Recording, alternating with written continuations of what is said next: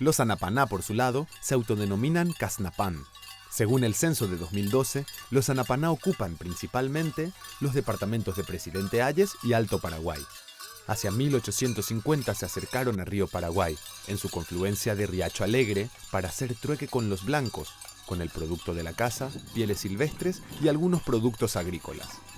También participaron como mano de obra en las empresas tanineras de Alto Paraguay, y con el cierre de estas fábricas a finales del siglo XIX, se dispersaron en tierras de misiones religiosas y en estancias de menonitas, donde hasta hoy siguen encontrando trabajo de changa y cooperativismo. El algarrobo es muy importante para su cultura, por lo que también se los conoce como Sanapaná de los algarrobales. De hecho, tienen fiestas anuales de la cosecha del algarrobo. Los Anapaná son buenos músicos, construyen artesanalmente sus propios instrumentos musicales, como flautas, tambores, violines hechos de samu'ú, etc.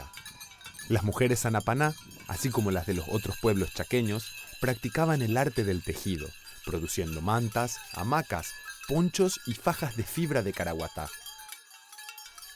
Los Anapaná creen que el alma abandona el cuerpo durante el sueño, por lo tanto, los sueños son vivencias del alma en sus andanzas, y la muerte es provocada cuando fuerzas hostiles roban el alma del cuerpo.